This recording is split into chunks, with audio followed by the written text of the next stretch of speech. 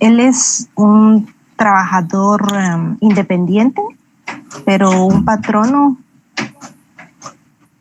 El patrono es la persona que paga por el servicio, Lick. ¿Qué más dice? Dice Oscar. Sí, licenciado, el patrono es la persona que tiene el capital para poder dar trabajo y así poderle dar su plata cuando termine su trabajo.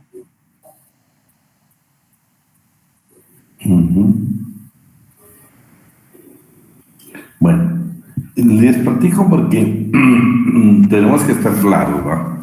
Que la definición que ustedes me dan es normal, es precisamente el trabajador en dependencia, aquel trabajador que efectivamente da su fuerza de trabajo o la prestación de su servicio a cambio de un salario. Pero ese es el trabajador asalariado, pero también el trabajador independiente, ¿sí? No tiene patrón, pero es un trabajador. Un vendedor no deja de ser un trabajador, sigue siendo un trabajador. El problema es que no es un trabajador asalariado. Entonces, ¿por qué les hago esta pregunta? Porque cuando estudiamos la historia del derecho del trabajo, el trabajo siempre ha existido. Desde la comunidad primitiva hasta la fecha, el trabajo siempre ha existido. El derecho del trabajo nace a partir de la revolución industrial, o sea, cuando aparece la fábrica. Ahí aparece el derecho del trabajo, donde era necesario regular las condiciones de la prestación del servicio, donde era necesario regular el salario que iba a devengar el trabajador. A partir de la revolución industrial, precisamente ahí aparece el derecho del trabajo. Entonces, todo lo anterior, como tuvimos el trabajo como tal, hubo división del trabajo, unos se dedicaron a una cosa, otras a otras circunstancias, se intercambiaron mercadería, todo lo que pudo suceder en cualquier estadio de la vida. Lo interesante de todo esto es de que no pueden subsistir independientemente, pero sus definiciones sí son totalmente diferentes. Trabajador independiente y trabajador asalariado son totalmente diferentes. Entonces, al hablar nosotros de la historia del derecho, también nos vamos a encontrar que inclusive algunos tratadistas consideran que, fíjense ustedes, que propiamente el derecho del trabajo un día va a desaparecer. ¿Por qué? Por la revolución tecnológica. Claro, nosotros vamos a países industrializados como Japón y otros países, y ustedes se dan cuenta que ya ha sustituido mucho la tecnología a lo que es el trabajador como tal. Pero lo interesante de todo esto es de que, a pesar de todas esas circunstancias, nosotros estamos lejos precisamente de que esas circunstancias se den. Entonces, estemos claros y precisos, pues, de que no estamos hablando de dos trabajos totalmente diferentes. Y la tecnología, por supuesto, ha venido a sustituir puestos de trabajo, pero eso no significa que en Guatemala no siga existiendo el derecho al trabajo, o en el mundo entero sigue existiendo el derecho al trabajo. Personalmente creo que no va a terminar nunca, porque el ser humano como tal, al hombre como tal, incluyendo la palabra, digamos, géneros, hombre y mujer, en el trabajo siempre se van a necesitar. De hecho, en Guatemala hubo alguien, un periodista que escribía mucho sobre derecho laboral, y él precisamente, no sé si el tema era la muerte del derecho del trabajo, pero él indicaba que precisamente la parte tecnológica iba a destruir todo el derecho del trabajo. Yo creo que hasta el día de hoy pues seguimos nosotros teniendo una muy buena normativa. Por ejemplo, a mí cuando me preguntan y me dicen, licenciado, ¿qué haría usted para cambiar el país? Pues yo iniciaría, le digo, con el cumplimiento de todos los patronos con sus obligaciones para con sus trabajadores. Su contrato de trabajo, su salario pagado en tiempo indicado, su salario mínimo concretamente. Se entrecorta y se adentra. A veces, ¿todos estamos que se entrecorta o solo unos? Oh, claro, licenciado. En mi caso. No, licenciado. A unos, Lick. Todo claro, licenciado. Muy claro, se escucha. ¿Se escucha bien, Lick? Bien, Lick. Muchas gracias. Bueno.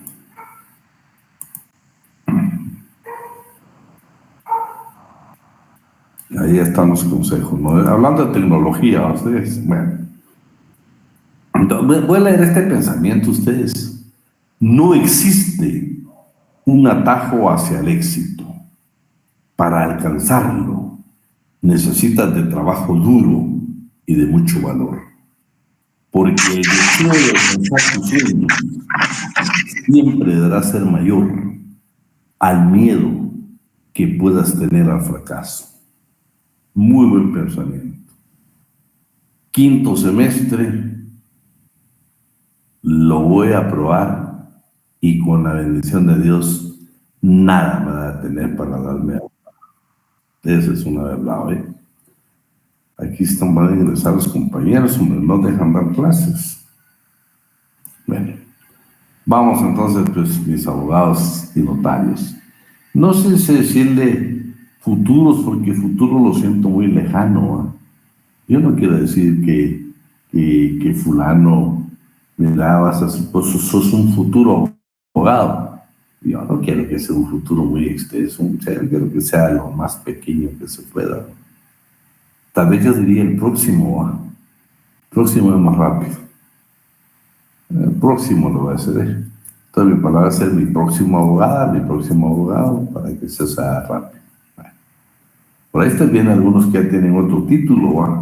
Por ahí alguien de humanidades, hoy creo que alguien por aquí, a Darío lo veo ahí con la toga de las ciencias económicas. Así es, Lick, así es. Sí, puro hijo de Suárez. Ah, la gran, el Lick Suárez. ¿Cómo se llamaba el otro? Secaida. Usted dice Rolando Secaida también. Por cierto, lo acabo de ver, le acabo de saludar a Rolando. Ah, sí, ahí aparte tuvo Lick mucho tema con deporte y de la comisión de árbitros del fútbol y de todo eso, ¿verdad, Lick? Sí. Lo encontré, lo que pasa es que coincidentemente estamos en el mismo edificio y la oficina, por eso nos saludamos casi seguido. Pero bueno, no, los felicito porque este es el mejor complemento, sabes, que lo han tenido ahorita, mayormente en derecho tributario. Bueno. Entonces, la idea general es lo que estamos hablando de ustedes, que existió el derecho como tal, pero el derecho del trabajo nace a partir de la revolución industrial. El asunto que nosotros debemos de comprender es que uno y el otro se dependen uno del otro, ¿va? Cuando hay trabajo, sabemos que necesariamente va a llegar un momento donde tiene que existir el derecho del trabajo.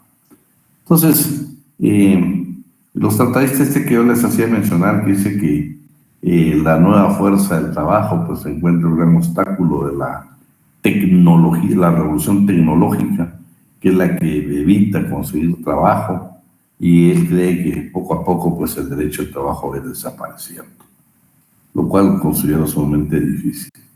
En cada una de las etapas o los estadios del ser humano vamos a encontrar precisamente ya la parte del trabajo. Cuando nosotros hablamos del comunismo primitivo, estamos hablando de la comunidad primitiva, por si usted no quiere oír esa palabra comunismo, le encontramos en tres etapas, ¿va? El salvajismo, la barbarie y la civilización. En el salvajismo, en aquella época, ustedes, como dice Engels, la infancia del género humano, dice que precisamente donde el hombre vivía en la naturaleza y trataba de cubrirse la naturaleza, donde vivía precisamente los frutos de la naturaleza. Pero dice que tal vez el progreso más importante que le dio a la humanidad esta etapa del comunismo primitivo o de la etapa primitiva es precisamente la formación del lenguaje articulado. Hubo necesidad de comunicarse entre sí. Aún en esa infancia del género humano hubo un progreso que nos sirvió precisamente hasta nuestros días. El principal progreso de esta época es la formación del lenguaje articulado. Claro, con la necesidad de vivir de los frutos de la naturaleza, hubo la invención del arco y la flecha que vino a cambiar totalmente.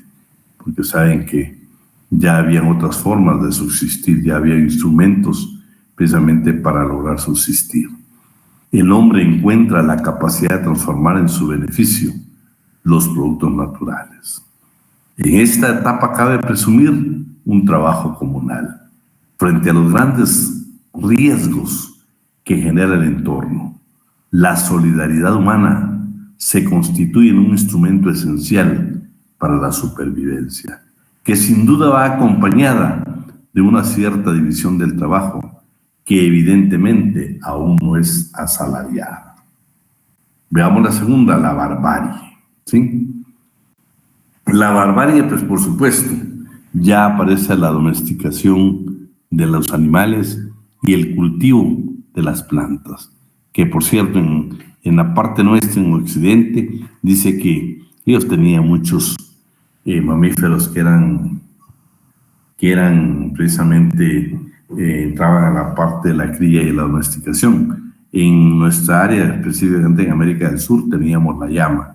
Ellos producían muchos cereales. Nosotros, como el cereal principal, siempre hemos tenido desde esa época el maíz. Veamos qué significa la barbarie. Puede ser quien nos apoya aquí para la lectura. Necesito a alguien que nos apoye o comenzamos a... Se recuerda que la asistencia es parte de lo que tenemos que ver, ¿sí?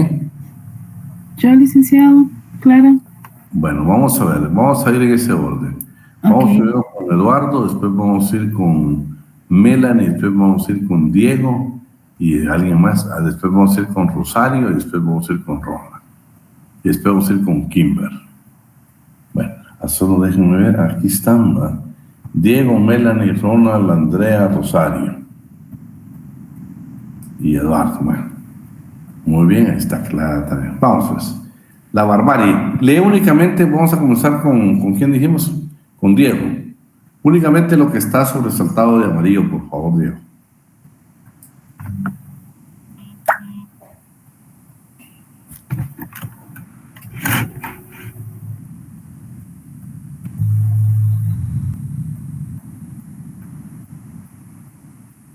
Diego.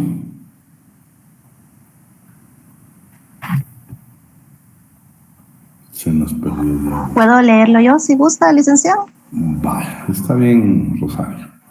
Okay. El rasgo característico del periodo de la barbarie es la domesticación y cría de animales y el cultivo de las plantas. Pues bien, el continente oriental, el llamado mundo antiguo, poseía casi todos los animales domesticables y todos los cereales propios para el cultivo, menos uno, el continente occidental. América no tenía más mamíferos domesticables que la llama, y aún así nada más que en una parte del sur, y uno solo de los cereales cultivables, pero el mejor, el maíz. Hasta la fecha, ¿verdad? Qué bendición, mucha. Sí. Continuamos. ¿Continúo con la parte amarilla? Sí. Ok.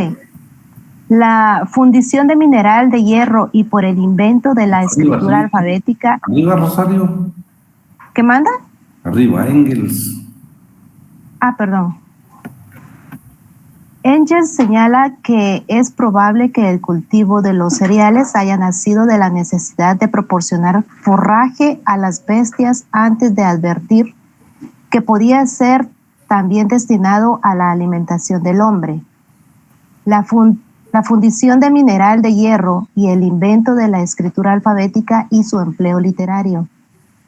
Aparece en ese tiempo el arado de hierro tirado por animales domésticos, lo que hace posible la roturación de la tierra, roturación de la tierra en gran escala, la agricultura, y produce en las condiciones de entonces un aumento prácticamente casi limitado de los medios de existencia.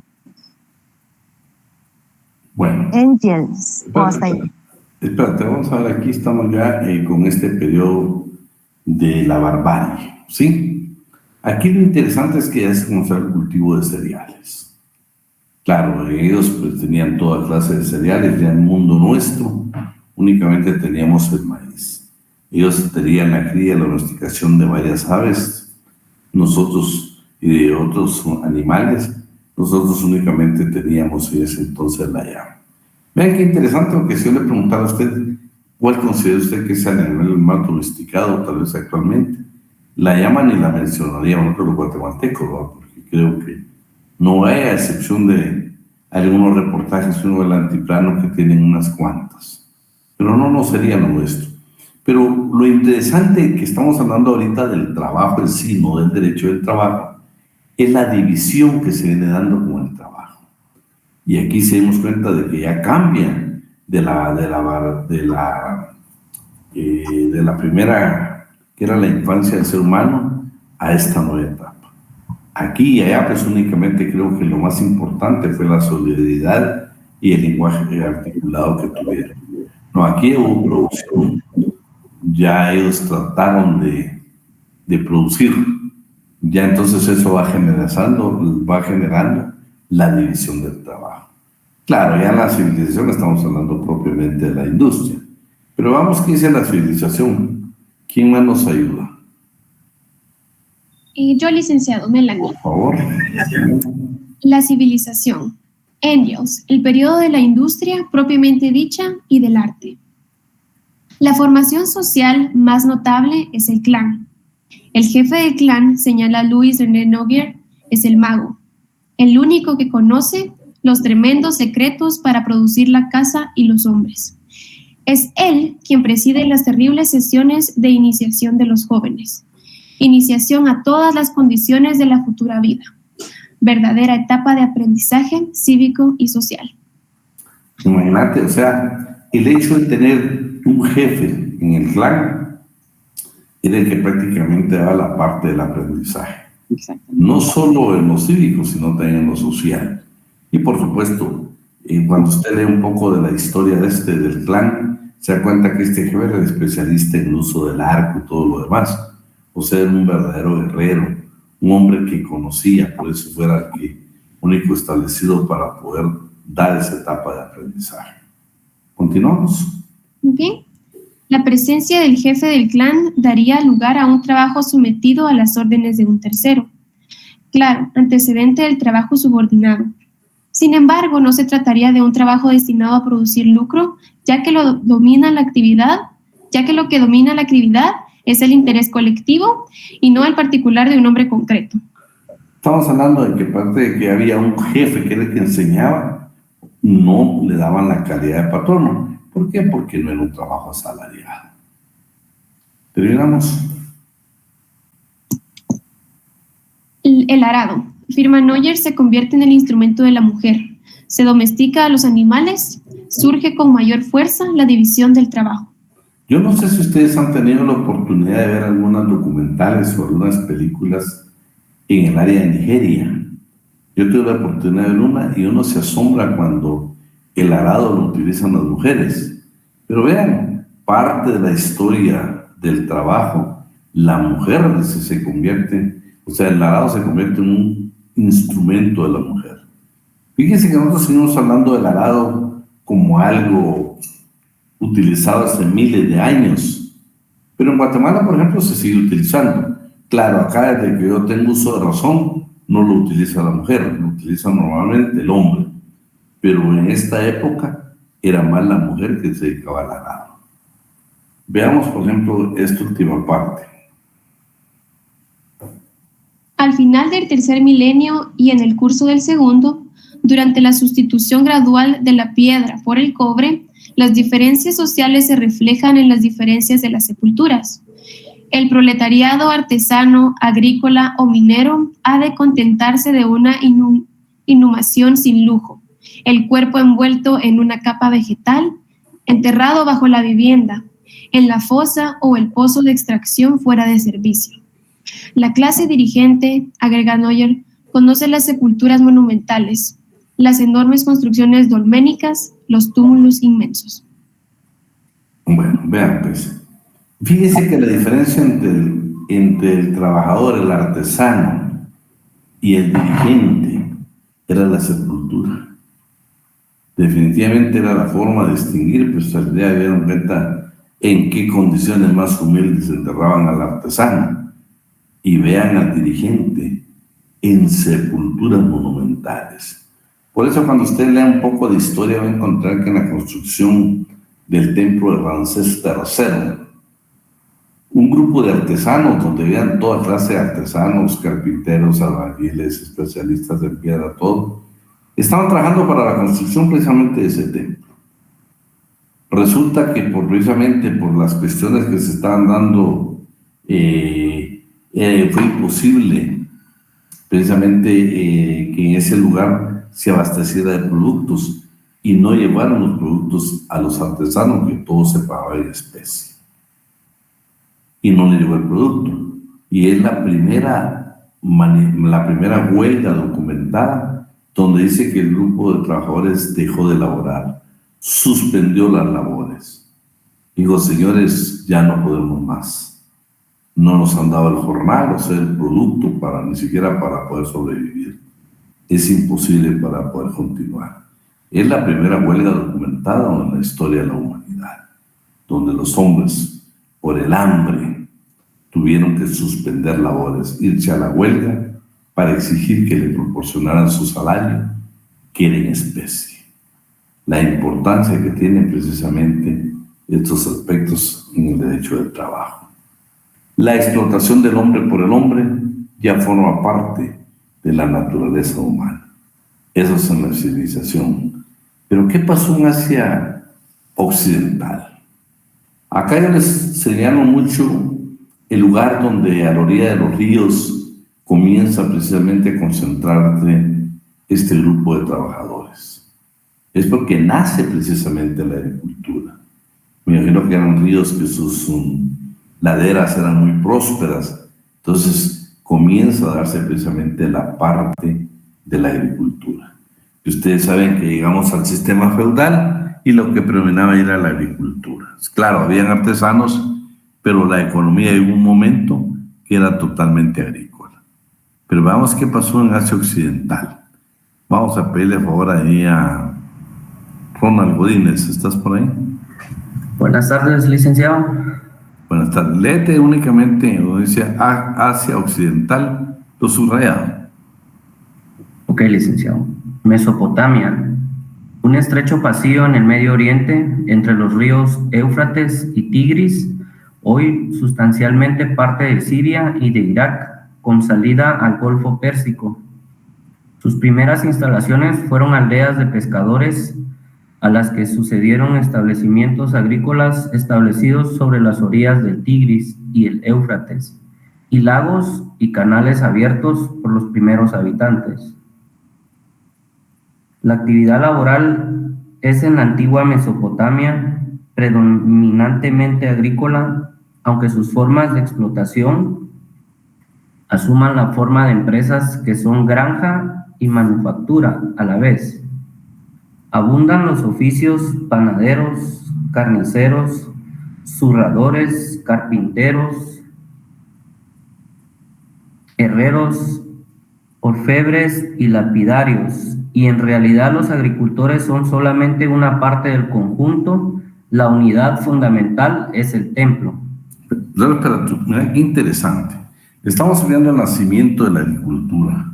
Por eso fue que se asentaron las partes de estos dos ríos, precisamente porque eran lugares muy apropiados para la agricultura. Pero sin embargo, siguieron precisamente en la historia, existieron varios oficios, ya los describió el compañero, pero vean qué interesante. Dice que la economía alrededor, no solo de la agricultura, sino también de artesanos. Pero ¿cuál era la unidad fundamental tanto de agricultores como artesanos? La iglesia. Dice, la unidad fundamental era el templo. El papel que juega la iglesia católica precisamente desde ese momento. Continuamos, compañero. Se trata de una sociedad en la que la propiedad privada está fuertemente establecida. Las tierras eran explotadas de diferentes maneras, bien por colonos mediante una renta anual o mediante prestatarios militares o civiles, a veces sin títulos regulares. En Mesopotamia aparece la institución del servicio feudal, que implica una concesión de bienes inmobiliarios hecha a título hereditario por el poder público a un individuo a cambio de una obligación de servicios personales. Bueno, vean pues, y aquí habla del sistema feudal. Entonces, ya aparte de que se tenían definitivamente agricultores, ya comenzaron a ceder las tierras de una manera diferente. Pero antes de eso dice que se dio la famosa renta anual o los prestatarios militares o quienes nos prestaban la tierra. Yo no sé si usted ha sido curioso y le voy a preguntar. En Guatemala todavía usamos la figura que, por ejemplo, si Eduardo, por ejemplo, tiene un terreno y yo soy agricultor y yo lo quiero cultivar, tengo dos opciones. O le alquilo a Eduardo por el tiempo de las cosechas, o bien otro fenómeno que yo creo que ese sí tendría que ver. El otro podría ser una actividad mercantil, pero el otro sí es delicado. El que venga Eduardo y me diga, mire, Avidán, está bien, trabaja en la tierra, pero el producto que se obtenga, la cosecha, usted me da un 50%. Ahí sí creo yo que debería regularse. Es un fenómeno que se da en Guatemala, ¿eh? No sé, pues los que son del área rural hemos tenido esa experiencia, posiblemente quien haya residido siempre en la capital, no, pero es un fenómeno que se da, que se da. Bueno, para los que son bíblicos, también en la Biblia aparece precisamente la prestación obligatoria de servicio. Y acá dice que el rey Salomón reclutó entre todos los israelitas a hombres para la prestación obligatoria. Y los hombres de prestación obligatoria eran en número 30,000. Los enviaba al Líbano, 10,000 por mes alternativamente. Estaban un mes en el Líbano y 2 meses en sus casas. Y era precisamente para trabajo en la agricultura. Y vean, pues, los que son, pues, los que les gusta, son amantes de la Biblia, pues, amantes de lecturas de la Biblia, pues, lea cuando tenga tiempo ahí Primera de Reyes, capítulo 5, del versículo 13 al 18. Me pareció interesante y lo dejé ahí, lo subrayé, ¿saben por qué? Este es un autor, el que yo consulto acá es un autor mexicano, y me pareció interesante que le diera también esa parte a esta parte de Israel, que bueno, cada vez que hablamos nosotros de algunos lugares, ahí me se dieron cuenta de que hablan, por ejemplo, que tales ciudades, lo que anteriormente, hoy es lo que se conoce como Irak, Siria y bueno, todos esos países. Entonces, lo importante que también esta parte de la Biblia indica alguna división de clase de trabajo, algún trabajo específico como era la agricultura y especialmente también algún tipo de descanso. Es interesante recordar que el famoso tratadista Guillermo Cabanelas indica que en el código de Hammurabi o Hammurabi se reglamentaba el trabajo, el aprendizaje y el salario mínimo. Por cierto, yo encontré una versión de este código y pues fue uno o dos artículos únicamente que se refieren al derecho laboral. Ahora el aprendizaje, pero no muy bien claro. Yo creo que de repente el problema también es una de las versiones que podamos encontrar. Bueno, ya dejamos el Asia y vayámonos a Egipto. ¿Sí? Egipto fue complicado porque dice que realmente no se encontraron publicaciones, no encontraron información para desarrollar muy bien la historia en esta época de Egipto. Entonces viene un tratadista de origen francés y describe a un campesino, a la vida de un campesino, y la describe de esta manera. Por favor, Eduardo Antonio. Dígame, Alex. Vamos a... ¿Está donde dice Egipto lo que está en amarillo? Serge Sauneron, en una excelente monografía en la que reconoce la insuficiencia de la información, nos hace ver una vida campesina difícil, regida por la miseria de los felá, cuya descripción no puede ser más gráfica. Miserable, reducido a la merced de su señor y, lo que es peor, de sus agentes, demasiado pobre para poder instruirse, demasiado pobre para hacer escribir su nombre siquiera sobre una modesta estela. Pertenece a esa humanidad que vive sin dejar rastro y que a su muerte es más bien echada que sepultada en la arena del desierto. Su casa, una choza de cañas al borde de sus campos o una cabaña de barro seco en un poblado. Su mobiliario, algunas jarras de tierra cocida, cestas de mimbres, una manta para dormir, humildes cosas que duran todavía menos que su poseedor. Había tan como describía un campesino él, que la descripción que hace pues es sumamente dolorosa, triste, pero eso llegó a ser el campesino de Egipto. O sea, únicamente un ser humano explotado y despreciado. Ese es, dice, a pesar de que no se encontró ya literatura para poder hacer una buena investigación, sin embargo la descripción que él hace es una descripción sumamente difícil de poder uno analizarla y decir, bueno, se daba en cuanto a que los medios de producción estaban en pocas manos y el trabajador tenía que ejecutar ese trabajo. Vamos a lo siguiente, por favor. Había también talleres artesanales en las ciudades que no eran sino grandes pueblos rurales, donde se fabricaban tejidos, armas, barcas y orfebrería. En las grandes ciudades proliferaban los oficios relacionados con los enterramientos. Y también había preparación de cerveza. Preparación. Sí. Bueno, ¿desde dónde viene la cerveza? Ustedes, gran poder de Dios.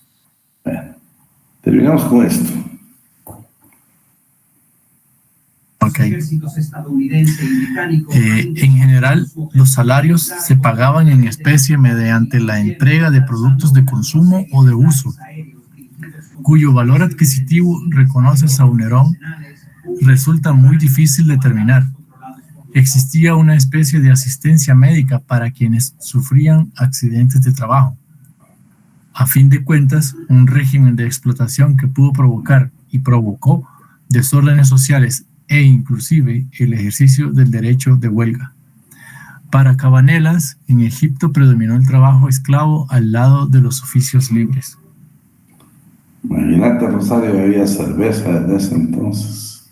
Bueno, este es prácticamente Egipto. Hay muy poca literatura que se tiene, por eso este tratadista francés hace una monografía donde describe lo que él logró conseguir en una investigación. Vean, va una pregunta también ahorita de examen. ¿Existe casación en materia laboral, sí o no?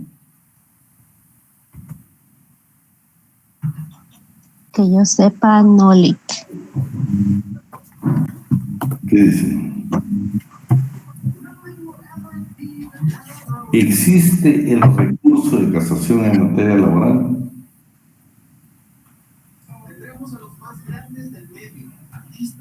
No tienen por qué saberlo, yo se los pregunto como cultura general que uno pueda traer hasta el quinto semestre.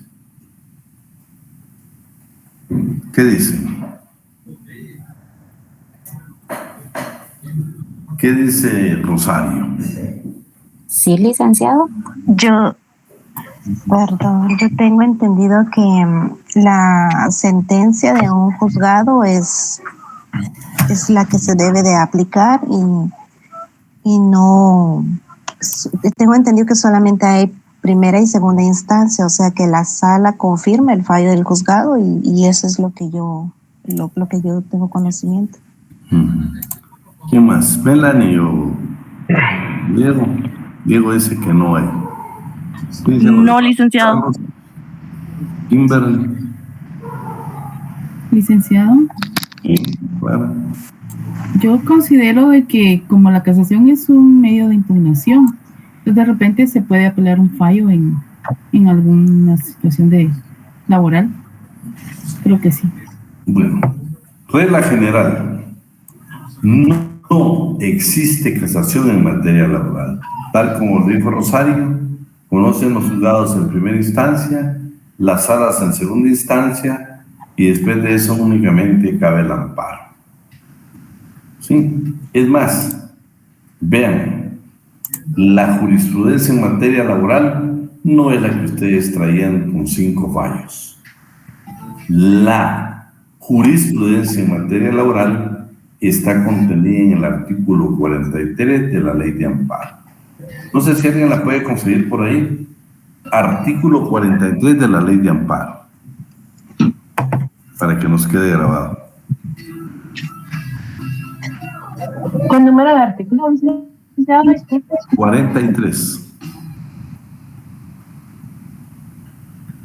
El artículo 43 de la Ley de Amparo es doctrina legal. Sí, esa mero. Léetela, Dani. Artículo 43, doctrina legal. La interpretación de las normas de la Constitución y de otras leyes contenidas en las sentencias de la Corte de Constitucionalidad sienta doctrina legal que debe representarse por los tribunales al haber 3 fallos contestes de la misma Corte.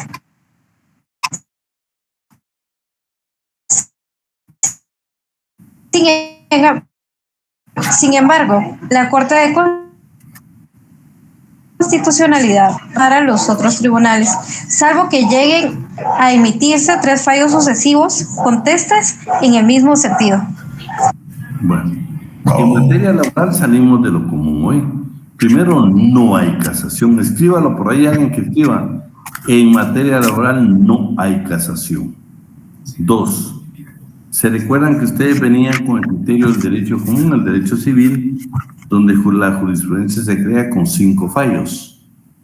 En materia laboral, de conformidad con lo que la compañera le dio lectura, únicamente, ¿cuántos son, Dania? 3 fallos. 3. Ahí estamos. Yo voy a dar la nota para su quehacer jurídico.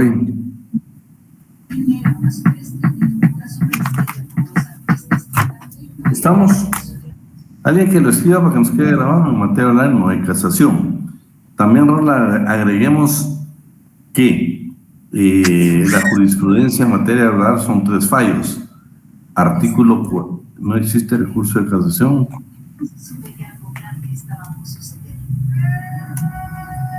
No, dime pues. Yo quisiera que agregáramos ahí que en materia laboral la jurisprudencia es con 3 fallos.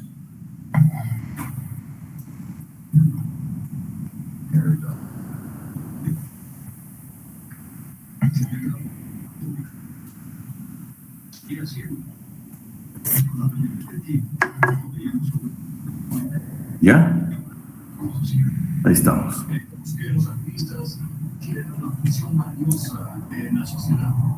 ¿Qué artículo dijo, Lick? Disculpe. 43. 43, perdón.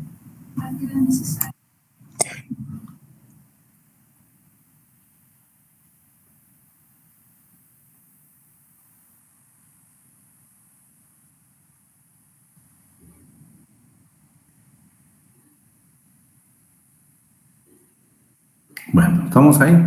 Entonces, nos vamos a Grecia. Grecia tenía 3 periodos, 3 periodos.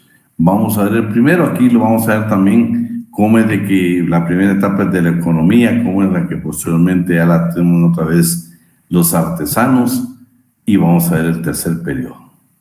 Y luego, vamos a ir por partes, vamos a ir por Grecia. Pero hay otra pregunta que ya lo vimos ahorita en esos antecedentes, y va a ser pregunta de examen. Va la pregunta y usted me la responde. Bueno, pero quiero que participen otros, Vamos a ver, ¿estás por ahí, Abner Ceballos? Solo nos dejaron aquí. Así es, Lick, buenas noches. Buenas noches. Ahorita voy a hacer una pregunta y quiero que me apoyes. Abigail Avendaño. Abigail Avendaño. Abigail se nos fue a tomar café. Sí, Lick. Ahí está. Ahí me contestas la pregunta que voy a hacer. Adán Mendoza. Buenas tardes, licenciado. Ahí estás pendiente, Adán, ahí estás pendiente. Adela de León. Buenas tardes, licenciado. Muy bien. Aderlin López. Buenas tardes, licenciado. Muy bien, chica, ahí están pendientes, así me gusta. Trinidad Cristán. Buenas noches, licenciado. Muy bien. Alan Jiménez. Alan Jiménez.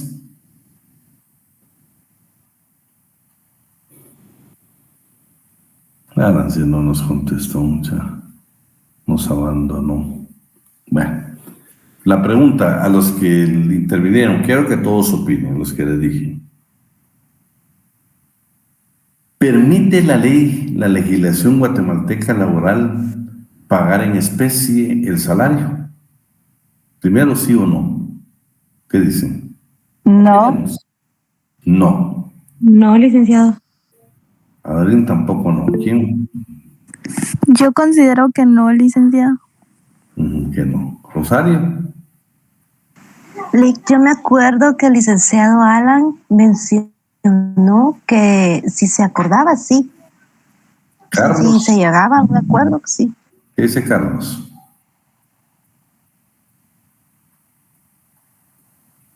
Gracias, licenciado. Estaba corroborando aquí una información.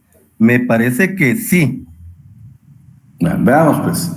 Puede ser pregunta de examen, pero se estoy preguntando. Le quiero dejar ahí, veamos qué dice el artículo 102, inciso D, de la Constitución Política de la República de Guatemala. Licenciado, buenas noches. Abner Ceballos. Precisamente ese artículo le quería comentar. Dice obligación de pagar al trabajador en moneda del curso legal.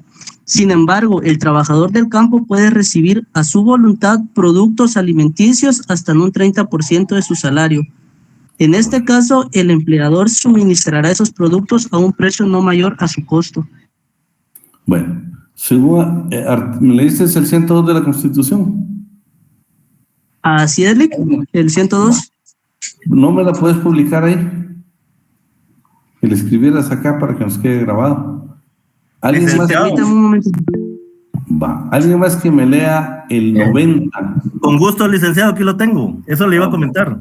Decime, Carlos. ¿Le leo lo referente a esto o todo completo el 90? Vamos directamente al creo que es el cuarto párrafo. Sí, el tercero.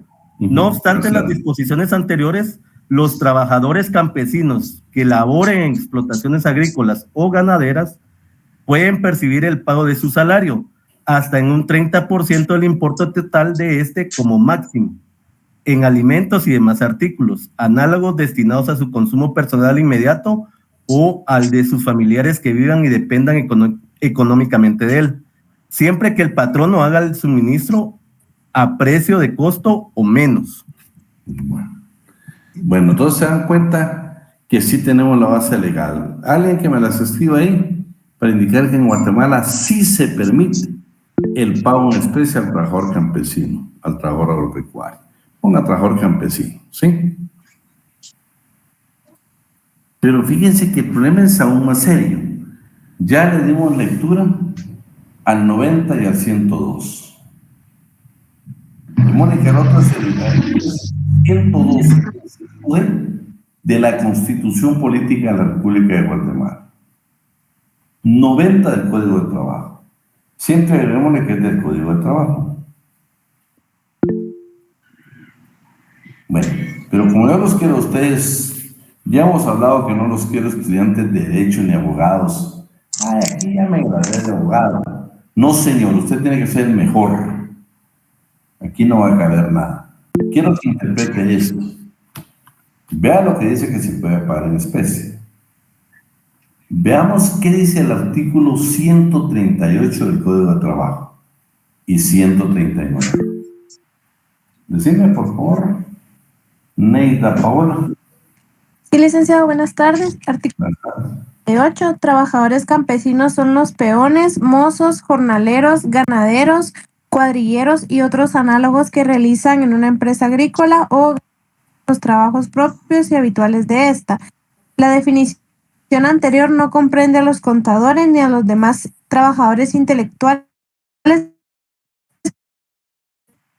que pertenezcan al administrativo de una empresa agrícola o ganadera.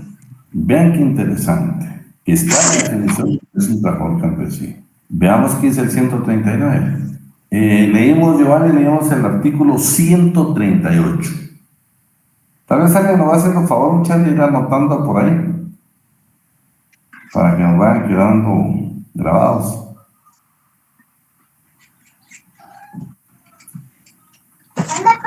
¿Le leo el 139? Por favor. Dice, artículo 139. Todo trabajador agrícola o ganadero desempeñado por mujeres o menores de edad con anuencia al patrono da el carácter a aquellas o a estos de trabajadores campesinos, aunque a dicho trabajador se le atribuya la calidad de coadyuvante o complementario de las labores que ejecute el trabajador campesino jefe de familia. En consecuencia, esos trabajadores campesinos se consideran vinculados al expresado patrono por un contrato de trabajo. Interesante, ¿va? Con el hecho de ayudar al campesino, su esposa y sus hijos, se constituyen en trabajadores campesinos. Pero vamos a avanzar un poco porque quiero analizar eso, que lo analizamos juntos. Sigamos con la lectura. ¿Quién nos apoya ahí? Neida, ¿estás por ahí? Licenciado. Miremos Grecia, primer periodo. Ok. El primer periodo, el más prolongado, culminaría alrededor del año 1050 antes de Cristo. Perdón, es que no tengo mis lentes. Es conocido como el periodo micénico, de Creta y Minas. Corresponde a una etapa agrícola, construcción de palacios y culmina con la aparición del hierro, lo que provoca una decadencia de las artes y de las técnicas. El momento histórico más relevante se da de Troya alrededor del siglo XIII. Bueno, en el primer periodo era la economía agrícola y se disminuyó las artes y las técnicas. Sigamos, por favor. Está subrayado nada más. Okay. La organización ejercía en una especie de obra auxiliar, ya que cada propietario trataba de resolver sus problemas con servidumbre y sus esclavos. El segundo periodo, la época arcaica. Solo vamos con el primero. Dice que ya habían artesanos. Estamos hablando de que era la economía agrícola, pero habían artesanos, solo que sus artesanos resolvían sus problemas con la servidumbre y los esclavos. Ellos buscaban cómo resolver sus problemas. Por eso no había creación del derecho del trabajo. Miramos la segunda. En la segunda vimos ya que era agrícola y también habían artesanos, pero predominaba la economía agrícola. Veamos el segundo periodo. ¿Quién nos ayuda? Okay. Buenas noches, segundo periodo. Dale. Ok. Es el segundo periodo. La época arcaica está marcada por la dispersión de los griegos, la sustitución del grupo familiar genos, por la ciudad, la aparición de la moneda y grandes esfuerzos de los trabajadores en todas sus actividades. Sí. En esa etapa se regresa a la actividad individual del trabajador, básicamente en actividades artesanales. sin faltar las actividades comerciales propias de un pueblo navegante. Los trabajos y los días, las dificultades que encontraban los campesinos en tierras crueles en invierno y duras en el verano para llevar a cabo su labor. Pero vean, pues, ya este periodo ya habla de que aquí hubo dispersión de los griegos. Ya aparece la moneda y aparece también los esfuerzos de los trabajadores en todas las actividades, Eso es sumamente valioso porque ya es un gran avance en el segundo periodo. Por eso vean, sin embargo, seguíamos con la explotación, seguíamos que los trabajos y los días se le dificultaban a los campesinos cuando los tratos eran crueles o la forma de trabajar era cruel en el invierno y todas las horas del verano. Por eso vino Solón y dijo, señores, hay que ser un poco pacifistas. Medio habló del derecho laboral, pero habló de otros temas de carácter social que perjudicaban precisamente a los esclavos. Veamos qué decía en Atenas Solón. Por favor. Bien. En Atenas Solón, 594-593, trató de hacer reinar la equidad con una condonación de deudas, la liberación de los atenienses arruinados vendidos como esclavos por sus acreedores, la prohibición de los préstamos garantizados por la persona misma del que los pide, la parcelación de los grandes dominios. Se preocupó de la suerte de los agricultores humildes, del Tica, recompensando a los que mataban los lobos, reglamentando el uso de los puntos de agua, prohibiendo abatir olivos, probablemente para evitar la erosión de los terrenos, y plantar a menos de 9 pies del campo vecino, y fijando las condiciones del emplazamiento de las colmenas. Además, prohibió a los hombres ejercer el oficio de mercaderes de perfumes para luchar contra el lujo.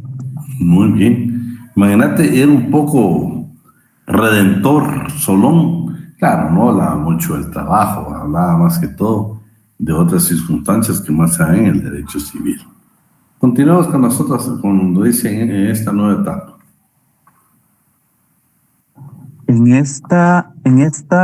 Es una etapa de esplendor económico, con una enorme cantidad de esclavos producto de las guerras, que ejercían prácticamente todos los oficios.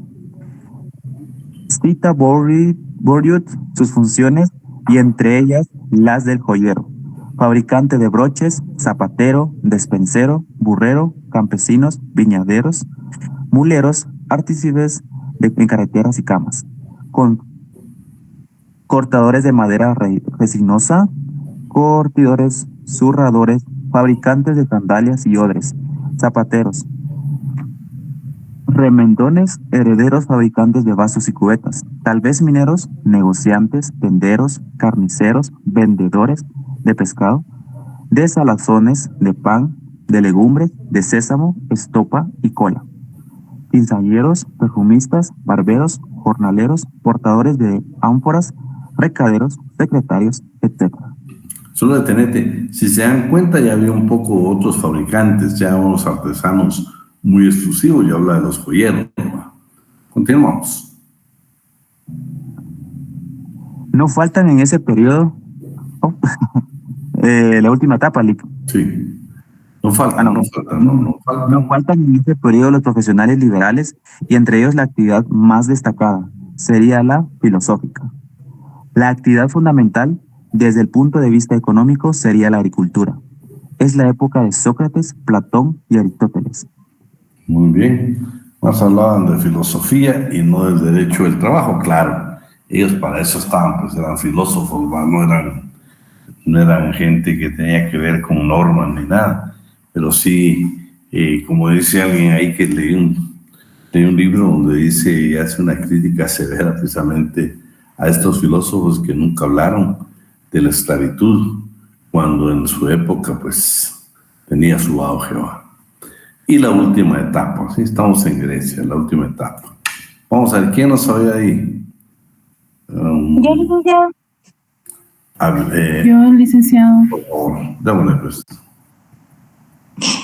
Grecia helenística se caracteriza por los grandes triunfos de Alejandro que se extienden hacia el oriente para integrar los inmensos territorios de Grecia.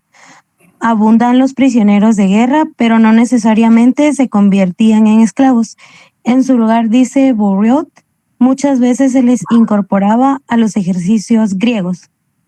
Subsiste como actividad fundamental el trabajo agrícola en condiciones de miseria para los campesinos. Se combinaba ese trabajo con el industrial de escasos desarrollo y se inicia el proceso de la transmisión hereditaria de las actividades artesanales, germen del sistema gremial. Destaca Bourriot la creación de algo que podría ser los talleres del Estado. Un tema importante es el de la condición misma de los trabajadores. Bourriot afirma que los salarios eran escasos y que la prosperidad ática era un espejuelo que ocultaba mucha miseria. Proliferaban las contrataciones temporales con salarios a destajo, lo que asombreció el clima social sin llegar, sin embargo, a la organización de asociaciones profesionales. No faltaron movimientos obreros, si bien fueron excepcionales, ya que la mayor parte de los conflictos eran individuales. Las ciudades griegas, afirma Bourriot, no conocieron en la etapa helenística grandes movimientos de huelga. Sin embargo, se comenzaron los conflictos de la clase trabajadora. Y bien interesante ustedes que en esta última etapa en Grecia, ya los prisioneros de guerra no los tenían como esclavos, sino que los incorporaban al ejército de Grecia. Veamos hoy, todavía nos faltó esta etapa, tendríamos este párrafo, por favor. En las profesiones liberales, las más importantes serían las de banqueros, médicos, profesores y actores. Ciertamente, el larguísimo periodo de nacimiento desarrolló esplendor político y económico de Grecia. No se vio acompañado de un modelo social. No parece ser de los legisladores, solo incluido se hayan preocupado en particular de una regulación del trabajo favorable a los trabajadores, aunque sí de la actividad misma. Pero a cambio de ello, Grecia creó la civilización. A Grecia se le debe el enorme desarrollo del arte arquitectónico y escultórico y de la belleza en todas sus manifestaciones, pero de manera particular el concepto mismo de la ética, aunque no de sus máximos exponentes. Aristóteles haya la esclavitud. Ahí está. Bueno, vamos entonces a Roma. Roma tenía también periodos especiales. Por tanto, ustedes ahorita que Roma ya comienza y de precisamente algunas entidades de beneficio, incluyendo algunas mutualistas que se encargaban de proteger a los trabajadores en casos de accidentes. Vamos únicamente a lo subrayado. ¿Quién nos apoya aquí? ¿Ya nos ayudó? Vamos a Carlos. Yo, licenciado. Vamos, Carlos o Clara. ¿Quién nos ayuda? Yo, Clara. Clara, por favor. Muy bien. El mundo romano podría dividirse en una primera etapa de protagonismo etrusco, de cartagineses y de galos, en la que predomina la vida agrícola. Una segunda etapa que se concentraría en el territorio hoy de Italia, con la fundación de Roma, obviamente de escaso desarrollo económico. La tercera correspondería a la integración militar de Alto Imperio, en la que subsiste el trabajo agrícola con muy poca actividad industrial. Y, por último, el Bajo Imperio, en el que Roger Remondón encuentra una cierta política social. La aportación fundamental de Roma a la organización del trabajo, más allá de su trascendencia política, militar, jurídica y artística, se encuentra en la organización de los colegios de artesanos. Tuvieron cierto relieve político los colegios que de alguna manera se relacionaban con lo que hoy podríamos denominar industria de guerra. Serían los tignari, carpinteros, los aerari obreros de bronce y cobre, y los tibicines, tocadores de flauta, o cornicines, de trompeta. Cada oficio formaba una centuria dividida interiormente entre jóvenes y ancianos, juniors y seniors. Otros 5 colegios de artesanos no formaban centurias y no tenían derechos electorales.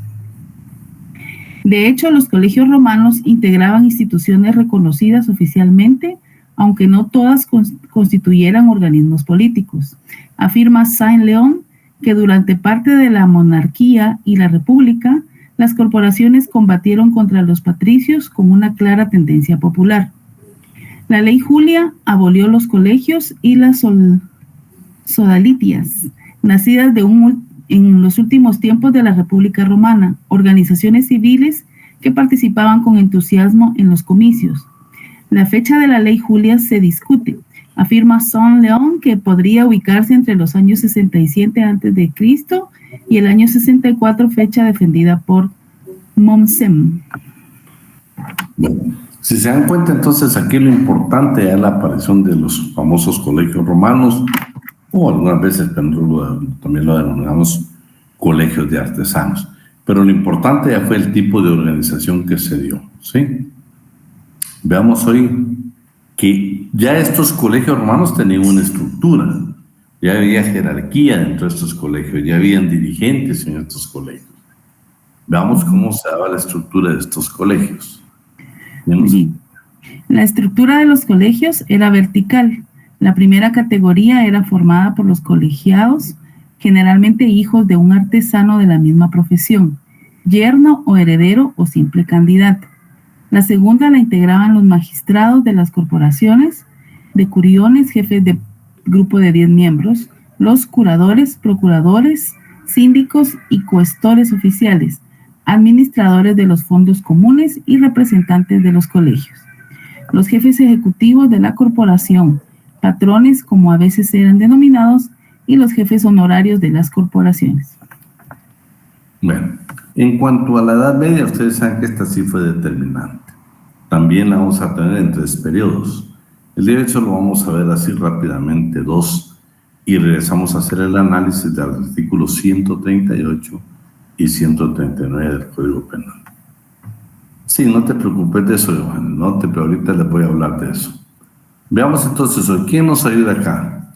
Vamos a pedirle por favor a quién. ¿Quién nos apoya aquí? ¿Quién nos apoya? ¿Alguien que no pueda participar? Iris, vamos a ver, dejamos a Iris o a Juliana. De donde dice la temprana Edad Media. Exactamente. Okay. Y Juliana de repente nos ve la alta Edad Media. Perfecto.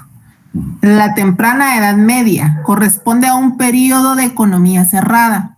Europa se vuelve hacia adentro, con disminución de la importancia de las ciudades y un decaimiento de la vida urbana en beneficio de un incremento de la actividad campesina.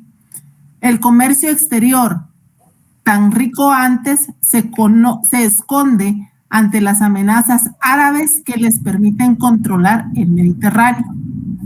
En lugar de existir como en Roma una economía urbana y provincial, lo que sobreviene es una economía rural y doméstica. El enorme poder central del imperio desaparece y se pulveriza en los feudos. Es lógico que los pueblos germánicos hayan recogido del derecho romano solo la parte privada y hayan mantenido respecto de ella el nombre público del derecho civil, ya que de otra manera estarían justificando el regreso al sistema imperial. Interesante a ustedes que el poder central desaparece y se van a los feudos. O sea, ya tratan de quitarle todo el poder. Y otra cosa que me pareció sumamente interesante es de que ya Europa no quiere tener ningún tipo de comercio porque, bueno, tenía la presión de otros como los árabes, pero lo interesante es de que ellos tratan de mantenerse precisamente en su propia actividad, no tener tanto que ver con el exterior, sino ellos tener su propia economía.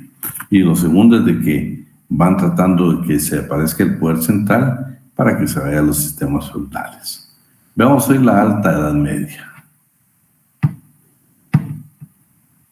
¿Quién nos ayuda? Decime, Amalia. Buenas noches, Lick. ¿Cuál me dijo, perdón, en la Alta Media?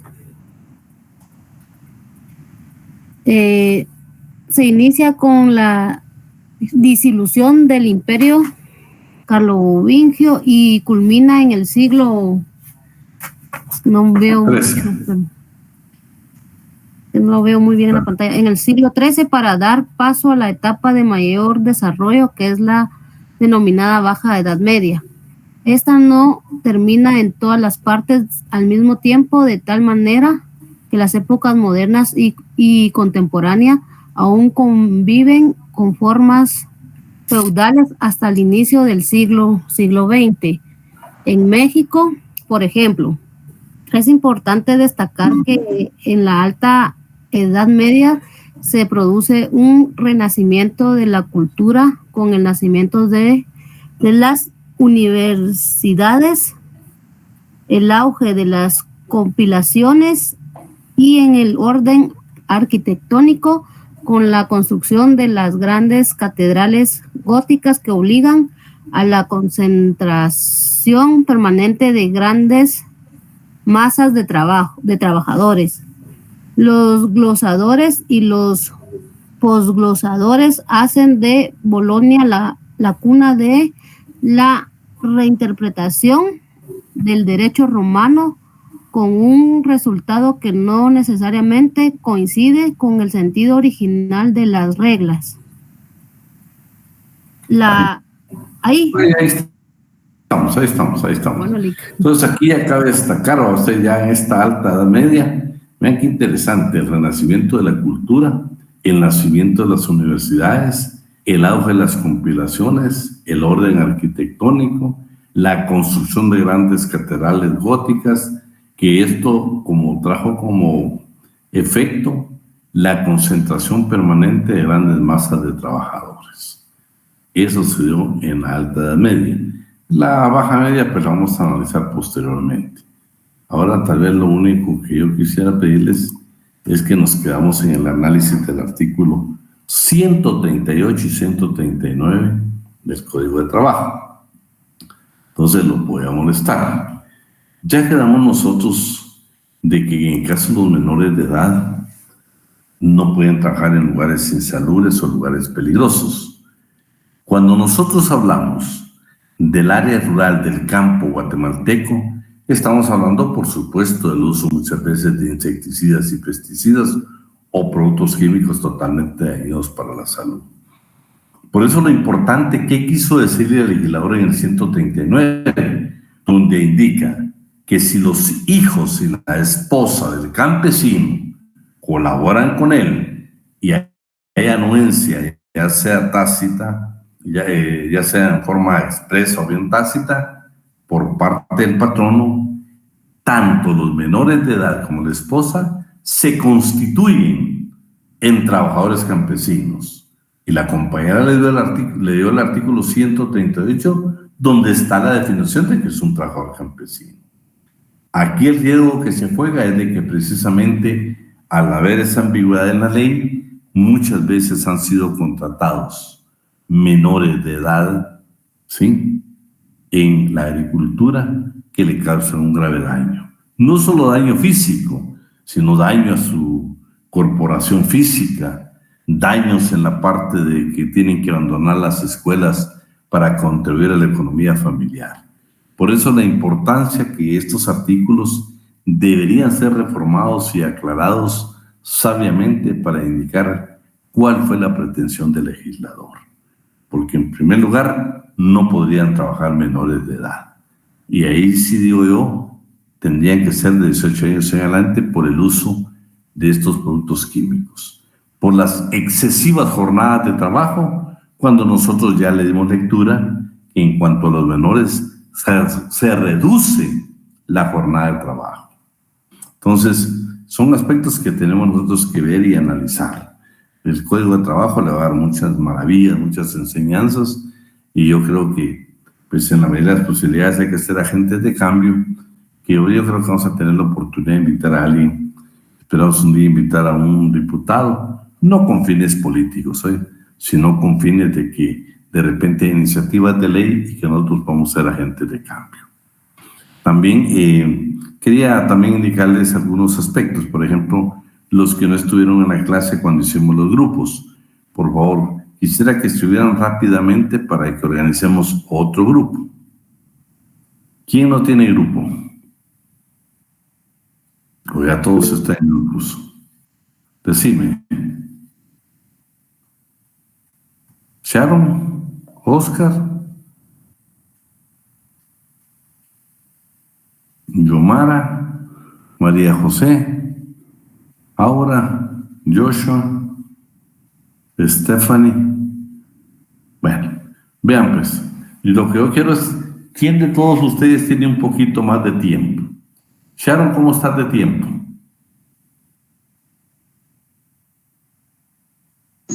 Disculpe, ¿le puedo decir algo? Dime, Dania. El día que hicimos los grupos en el aula, pues no aparece Frey, que era representante de nuestra fila. No sé si anda por aquí conectado. La cuestión es que no nos haya enviado un grupo de WhatsApp, ¿verdad? Se supone que nos solicitaron un número telefónico, pero no hay... Ajá. No aparece que lo haga otro. Licenciado, buenas noches. Sí, dime. ¿En qué es? Bueno, vean pues. Perdone. Una consulta. ¿Y si lo volvemos a hacer el día que lleguemos otra vez presenciales, que sería la otra semana, para poder coordinar mejor? Dani, me interesa que ya comencemos a hacerlo. Acuérdate que aquí está, mira, si soy Freddy, si estoy por aquí. Lo que pasó, licenciado, es de que la mayoría solo se anotó en una hoja, se colocaron los números, pero no hicieron el chat de WhatsApp. Entonces ahorita se volvió un gran desorden porque no están los encargados de la fila. Bueno, mire, yo quiero pedirle favor a los encargados, están aquí todos. Buenas noches. Escribamos en los grupos.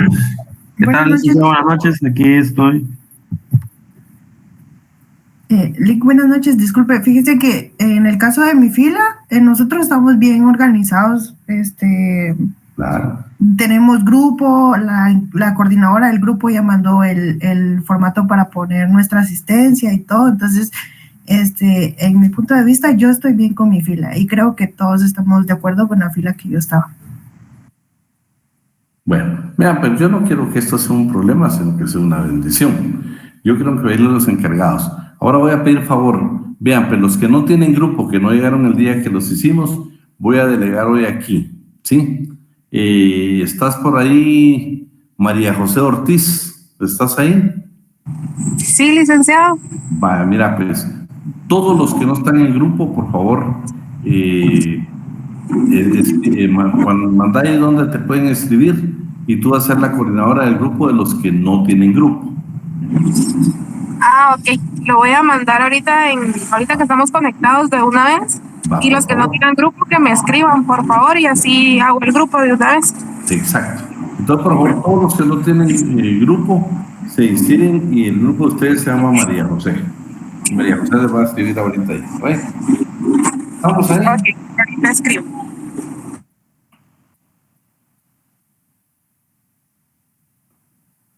Ahorita creo que ella lo va a escribir aquí, María José va a escribir aquí y les va a mandar el enlace para que usted, ahí está María José. Licenciado, buenas noches. Sí, para que ustedes tomen nota ahí, María José. Buenas noches, licenciado. Dime, Sheila. Disculpe, ¿no sería más factible que cada encargado del grupo ponga su número de contacto y los que miren, para que miren los nombres y que ellos le hablen directamente a él? Hagámoslo así, como dice Sheila. Los encargados del grupo, ¿será que pueden escribir su número ahí para que... Licenciado, disculpe, fíjese que yo hice un grupo y lo mandé, envié el enlace al general, pero hay 3 personas que aún no se han agregado. bueno, pues tiene que ser, porque si no, vean, pues lo estamos haciendo de buena fe todos. Por eso quisiera que los encargados del grupo, yo sé que yo pues los delegué así muy de la nada, pues fueron delegados, pero yo tuve mi opinión, consideré que la gente normalmente que está en la primera fila, la gente se preocupa por llegar temprano, vi cierto grado de responsabilidad, por eso se los delegué. Entonces yo sí quisiera que escribieran y miramos de qué manera nos contactamos, porque ya a partir de esta clase, la clase anterior y esta, yo voy a ir sumando la asistencia. Licenciado, disculpe, pero habemos un montón que no sabemos ni cómo se llaman el que estaba hasta adelante de nuestra fila. Incluso a él se le dio una lista con nuestros números de carnet y números de teléfono, creyendo en que él iba a hacer un grupo de WhatsApp para que fuera más fácil contactarnos. Bueno, mira, pues el que tenga ahí a Herbert Alexander Varillas, que tal vez de repente podemos hacer un grupito y escribirle.